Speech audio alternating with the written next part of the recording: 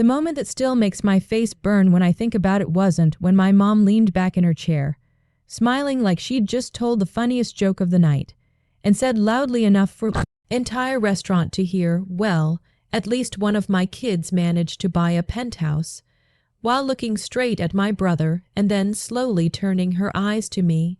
It was the silence that followed, that split second before everyone laughed, including my aunts, my cousins, even the waiter who awkwardly chuckled because he thought it was some harmless family joke. I sat there gripping my fork so hard my knuckles went white, feeling about 2 inches tall, wondering how my own mother could humiliate me like that in public, and all I could think was I really the failure they all saw me as, and if I did something about it later, would I be wrong for finally standing up for myself? It started months before that dinner, but honestly, this dynamic had been building my entire life. Growing up, my brother Daniel was the golden child. He's 3 years older than me, confident, loud, naturally charismatic. The kind of person who could sell ice to someone in the middle of winter. I was the quieter one, the smart but shy kid, the one teachers praised but family gatherings ignored unless someone needed help setting up the Wi-Fi. My mom always said she loved us equally, but her actions told a different story. Daniel got praise for trying. I got criticism for not excelling. When he barely passed a class, she'd say, "At least he's trying his best." When I got a B instead of an A, she'd sigh and ask what went wrong. After college, our paths really split. Daniel went into real estate, partly because my uncle hooked him up with connections, and partly because my mom never stopped bragging about how he was a natural businessman. I went into a stable but less flashy field. I worked hard, built a career slowly, paid my bills, saved what I could. I didn't become rich overnight, but I was independent, and I was proud of that. Still, at every family event, my accomplishments felt invisible next to Daniel's headlines. New car, everyone gathered around him in the driveway, promotion at work for me, a quick "that's nice," before the conversation drifted back to Daniel's latest deal. When Daniel bought his penthouse, it became my mom's entire personality. She told the grocery cashier. She told distant relatives overseas. She told strangers at weddings, "My son owns a penthouse downtown," she'd say, puffing up her chest like she'd signed the papers herself. Every phone call with her somehow circled back to it. "Have you seen Daniel's view? Did you know his building has a rooftop pool? When are you going to aim higher like your brother?" I laughed it off at first, told myself she didn't mean it the way it sounded, that she was just proud. But each comment chipped away at me. Then came the dinner. My mom insisted on a big family gathering at a nice restaurant to celebrate Daniel's success. I already knew what that meant, but I went anyway because some small part of me still hoped she'd surprise me, that maybe she'd just enjoy the night without turning it into a comparison. The table was long, packed with relatives, glasses clinking, food arriving, everyone talking over each other. Daniel sat at the center, my mom right next to him, beaming. I was a few seats down, next to my aunt, trying to stay invisible. At first, it was subtle. My mom asked Daniel about his building, his neighbors, his plans. Then she started directing comments across the table.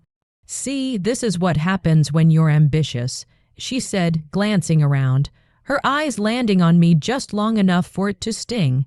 I felt my stomach tighten, but I kept quiet. I didn't want to cause a scene. I told myself to just get through dinner. Then dessert came, and that's when she delivered the line that felt like a slap. "Well, at least one of my kids managed to buy a penthouse," she said, laughing, eyes on Daniel, then on me. The laughter followed, loud and immediate. Someone even added, "Guess we know who the successful one is." My face burned. I could feel tears threatening, but I refused to cry there. I smiled tightly, excused myself to the bathroom, and stared at my reflection, asking myself how I'd let it get to this point, how my own family could reduce my worth to square footage and views. I went back to the table because leaving would have been another thing they'd talk about. The rest of the night passed in a blur. When I finally got home, I collapsed on my bed and just lay there, replaying it all. The humiliation wasn't just about the penthouse. It was about years of being compared, dismissed, measured against someone else's life. I realized something had to change, because if I kept letting it slide, nothing ever would. Over the next few weeks, I distanced myself a bit. I stopped answering every call, stopped showing up to every dinner. My mom noticed and accused me of being jealous and oversensitive. Daniel texted me, half apologetic, half defensive, saying, "You know how mom is, just ignore it." That hurt almost as much as the dinner, because it confirmed that no one saw a problem except me. Here's the part where I want you to really think about it, because this is where I stood at a crossroads. I had information, something I'd kept to myself for years because I didn't want to cause drama. Before I tell you what happened next, pause for a second and tell me honestly, what would you have done in my shoes? Would you have stayed quiet to keep the peace, or would you have finally spoken up, even if it meant blowing everything up?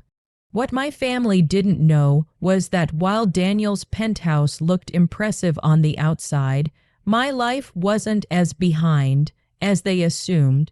I'd been investing quietly, saving aggressively, living below my means.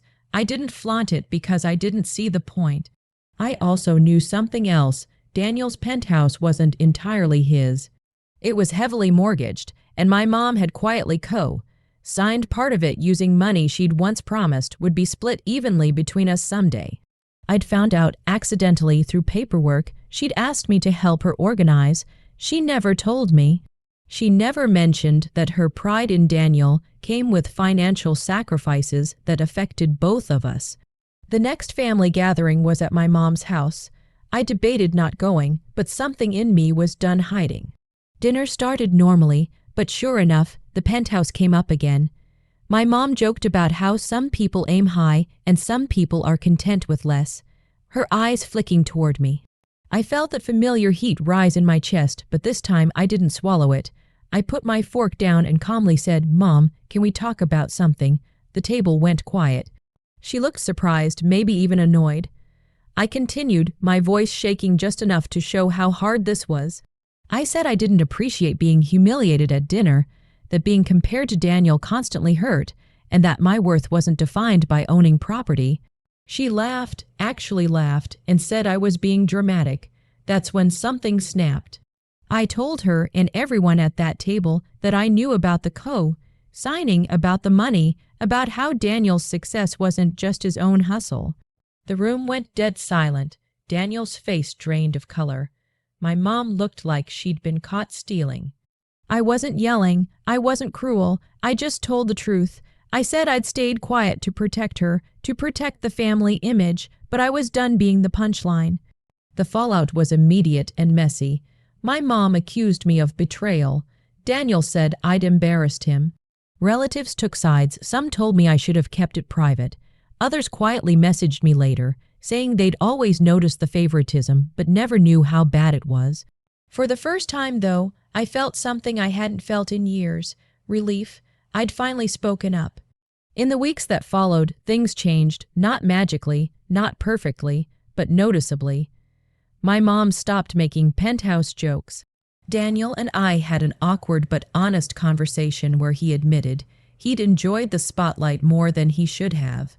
I set boundaries. I stopped attending gatherings where I felt disrespected. And slowly, my confidence grew, not because anyone finally applauded me, but because I'd stopped waiting for it. Looking back now, I realized the dinner humiliation was the breaking point I needed.